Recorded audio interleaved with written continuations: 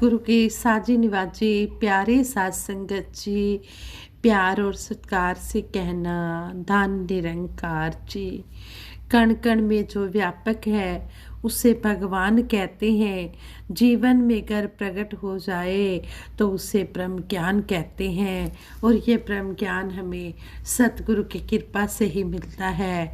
आओ हम सभी मिलकर सतगुरु माता जी और निरंकारी राजपिता जी का शुक्राना करते हैं और सतगुरु के चरणों से यही आशीर्वाद मांगते हैं। हे दातार सच्चे बादशाह, हमें आप जी की रजा में रहना, बहना और सहना आ जाए, और इन्हीं बातों को मद्देनजर रखते हुए दासी सतगुरु माता जी राजपिता जी के आशीर्वाद से ये विचार रखने जा रही है। और इन विचारों द्वारा हमें यही समझाया गया है कि वास्तविक सत्संग क्या होता है। वास्तविक सत्संग किसे कहते हैं? जो हमें सतगुरु भी बार बार जी जोड़ कर समझाने की कोशिश कर रहे हैं। कहते हैं संसार में दो तरह की घटनाएं होती हैं। एक वो है जिन्हें सत्य की श्रेणी में रखा जा सकता है, और दूसरी वो घटनाएं जो झूठ की श्रेणी में हैं। सत्य का संबंध ज्ञान से है और झूठ का संबंध अज्ञान से है। सत्य क्या है इसको जानना जरूरी है, और इसे ज्ञान के द्वारा ही जाना समझा जा सकता है। ज्ञान दो तरह का है। संसारिक ज्ञान जिसे हम मन बुद्धि से संसार में रहकर प्राप्त करते हैं, और दूसरा है आध्यात्मिक ज्ञान जिसका सीधा रिलेशन परमात्मा से है, और जो सत्संग में आकर सतगुरु की कृपा से हमें मिलता है। परमात्मा के गुणों के अनुरूप दिल और आचरण को लगातार सजाना संवारना ही सत्य का रास्ता है। इस रास्ते की प्राप्ति संसार में नहीं बल्कि सत्संग में संतों का संग मिलने से प्राप्त होती है। आध्यात्मिक ज्ञान की उत्पत्ति ही सत्संग से होती है। अक्सर पहली बार व्यक्ति जब सत्संग में आता है तो उसकी धारणा होती है कि वहाँ पर कोई रामायण या श्रीमद् भागवत की कथा हो रही होगी, या फिर कोई प्रवचन हो रहा होगा। यह ठीक है कि जब हम सत्संग में आते हैं तो किसी धार्मिक सब्जेक्ट पर ही चर्चा होगी, ऐसी उम्मीद के साथ ही हम सत्संग में आते हैं। लेकिन जितनी बार हमने प्रवचन सुने उसके बाद क्या कभी हमने चिंतन किया कि इन प्रवचनों का हमारे करैक्टर या हमारे लाइफ पर कुछ भी प्रभाव पड़ा, या फिर हम सिर्फ यह कहकर रह जाते हैं कि प्रवचन बहुत अच्छा था। स्वाभाविक है, प्रभु की चर्चा पर आधारित प्रवचन तो अच्छे होंगे ही और होने भी चाहिए। सभी इस सत्य की ही बात करते हैं। सभी के जो प्रवचन होते हैं वो बहुत अच्छे होते हैं, लेकिन अब हम पर डिपेंड करता है कि हम उन प्रवचनों को अपने जीवन में कितना हम कर्म रूप में इम्प्लीमेंट कर पाते हैं। कहते हैं कि हमारे मनों में यह प्रश्न उठना भी स्वाभाविक है कि प्रवचन सुनने के बाद हमारे लाइफ पर इसका कोई पॉजिटिव इम्प्रेशन पड़ा या नहीं। इस चिंतन मनन के साथ ही यह स्पष्ट होता है कि सत्संग में आकर हमारा आत्मिक विकास हुआ है या नहीं हुआ। संतों भक्तों के विचारों और सतगुरु के पावन प्रवचनों को सुनने मात्र से ही अगर हम सुखी हो जाएं तो हमारे जीवन में पॉजिटिव चेंजेस आना शुरू हो जाए तो वह बहुत अच्छी बात है। लेकिन अगर यह बदलाव नहीं हो रहा तो यह स्पष्ट हुआ कि वचनों को केवल सुनने मात्र से हमें कुछ नहीं मिला। सत्संग में आकर थोड़ा सा खुशी का एहसास तो अवश्य हुआ, लेकिन पूर्ण आनंद नहीं आया।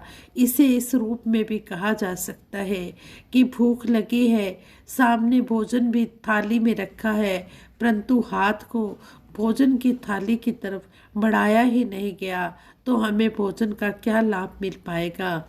इसी तरह सत्संग में आकर प्रवचनों का इस लाइफ में अगर हम यूज ही नहीं करेंगे तो हमें पूर्ण लाभ नहीं मिल सकेगा। जिस तरह संपूर्ण हरदेव वाणी में भी सतगुरु बाबा हरदेव सिंह जी महाराज इस शब्द की ओर इशारा करते हुए हमें समझाते हैं कि ज्ञान लेकर जिसने ज्ञान का ना उपयोग किया, व्यर्थ है सब कुछ उसने ज्ञानी जैसा जीवन जो ना जिया।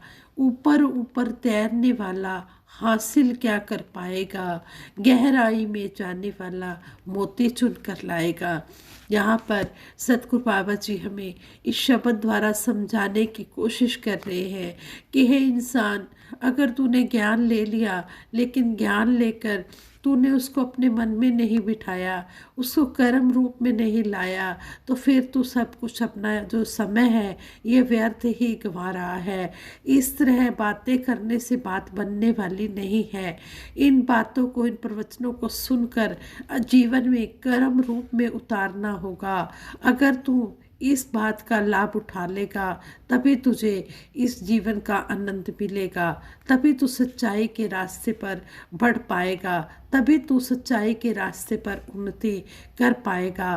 केवल बातों से अगर बात बन जाती तो सतगुरु को कहना ही नहीं पड़ता कि कर्म कर लो।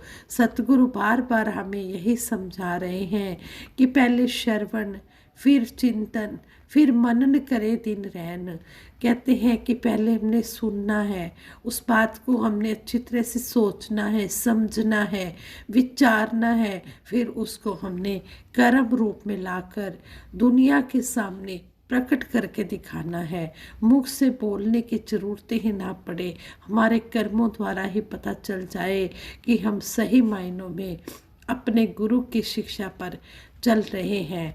और पूछने पर लोग मजबूर हो जाएं कि आपका गुरु कौन है। जो आप इतने अच्छे हैं तो आपका गुरु कितना अच्छा होगा। तो सच्चाई पर चलने से, कर्म रूप में उतारने से अपना नाम रोशन होता है, लेकिन पहले गुरु का नाम रोशन होता है कि इनका गुरु कितना अच्छा है, जिन्होंने इनको इतनी अच्छी शिक्षा दी है।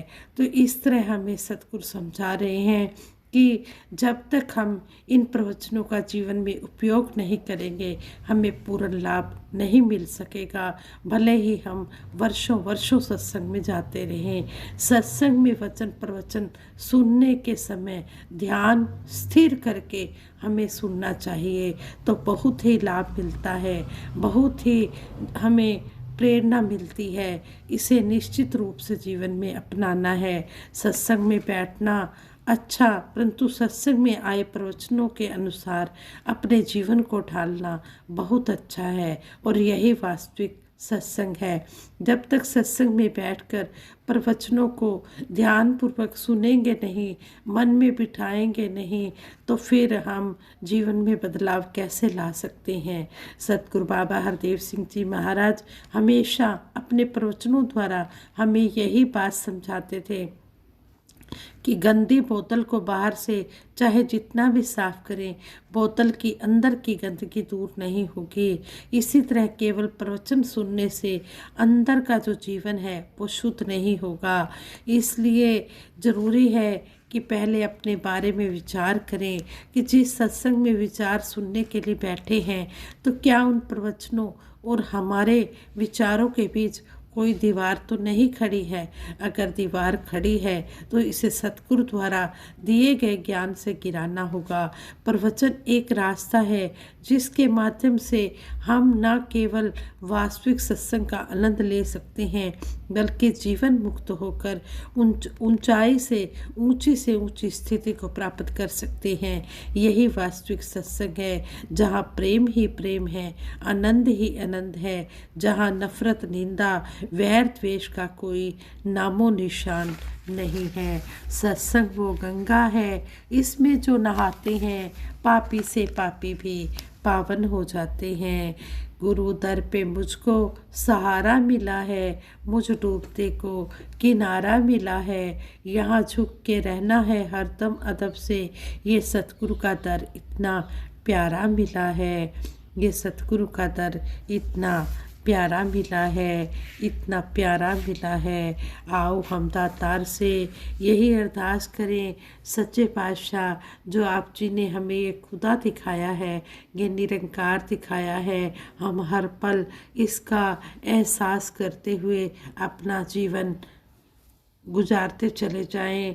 समय के रहबर सतगुरु परम ज्ञान के दाता हैं, इनके चरणों में हम हर पल यही अरदास करें कि सच्चे पातशाह आप जी ने हमें जो ये मुक्ति का रास्ता दिखाया है, हम इस मुक्ति के रास्ते को पर चलते हुए अपना जीवन तो सुखी बनाएं, औरों को भी हम इस रास्ते पर लेकर आएं। जिस तरह हम सुखी हुए हैं, इसी तरह हम ये सत्य की आवाज़ को दें और सभी को सुखी करने का प्रयास करें। आज मेरे वक्त के सतगुरु माता सुदीक्षा जी महाराज समय के रहबर आए हुए हैं और ब्रह्म ज्ञान को बांट रहे हैं। हमारे सिर पर सतगुरु का ये जो हाथ है ये हमेशा रहे, सतगुरु की मेहर भरी नज़र, मेहर भरा हाथ हम सभी पर बना रहे। इसी तरह हम जीवन में आनंद लेते रहें और सतगुरु की शिक्षाओं को अपने जीवन में धारण करते रहें। सतगुरु समझाते हैं कि जितने भी जिसमें सद्गुण होंगे वो उतना ही सच्चा सेवादार बनेगा और सुंदर ये संसार बनेगा। इस तरह हमने एक दूसरे से प्यार करते हुए, हर एक मानव का सत्कार करते हुए, प्यार, नम्रता, सहनशीलता को अपनाते हुए, सब में इस निरंकार की ज्योति देखते हुए सभी का आदर सत्कार करते चले जाना है और सतगुरु की रहमतों को पाना है। दासी से विचार करते हुए बहुत सी गलतियां हुई होंगी, उन गलतियों के लिए दासी आप जी के चरणों में क्षमा मांगती है और आगे के लिए दासी को सद्बुद्धि देना, सद्विचार देना, सद्मार्ग देना। साथ संगत जी प्यार से कहना, धन निरंकार जी।